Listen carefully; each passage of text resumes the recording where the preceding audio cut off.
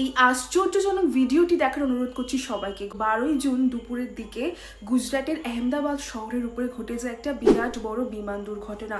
সেই দুর্ঘটনার মধ্যে থেকে একটা রহস্যময় ক্লিপ পাওয়া গিয়েছে, আপনাদের সামনে আমি সেটা প্লে করছি, ভালো করে দেখুন।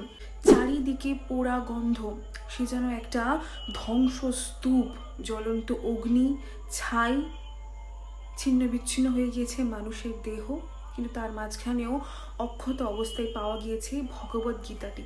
অনেক মানুষের প্রাণ যাওয়াটা ঠিক যেমন কষ্টের ব্যাপার, তাই ভগবত গীতাটা ওই অবস্থায় যে অক্ষত পাওয়া গিয়েছে সেটা তেমনই আশ্চর্যজনক একটা বিষয়। তার থেকেও আশ্চর্যজনক বিষয় হচ্ছে যেখানে কোনো মেটালের বস্তুই অক্ষত পাওয়া যায়নি, মানে গোপালের একটা অষ্ট ধাতুর বিগ্রহ একইভাবে অক্ষত রয়ে গিয়েছে। এটি ভগবানের যে ঠিক কেমন লীলা বলবো সেটা বলে বোঝাতে পারছি না। সবার কাছে তাই অনুরোধ যে যারা প্রাণ হারিয়েছেন তাদের জন্য একটু প্রার্থনা করবেন, কারণ প্রার্থনায় অনেক জোর রয়েছে। জীবনে কোনো কিছু শুরু করতে যাচ্ছেন বা ট্রাভেলিং করছেন, কোনো কিছুই রাহুকালে করবে না, তাহলে কিন্তু আপনাদের কাজ সাকসেসফুল হবে না।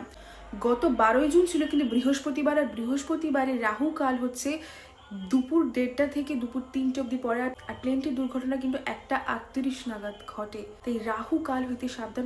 রাহু কাল কবে কি বার পড়ছে স্ক্রিনের উপর দিয়ে রেখেছি, স্ক্রিনশট নিয়ে সেভ করে রাখুন। এই রাহু কালের ব্যাপারটা সবাইকে জানাবেন, আর যার আগে একবার প্রেম সে হরে কৃষ্ণ বলে একদমই ভুলবেন না।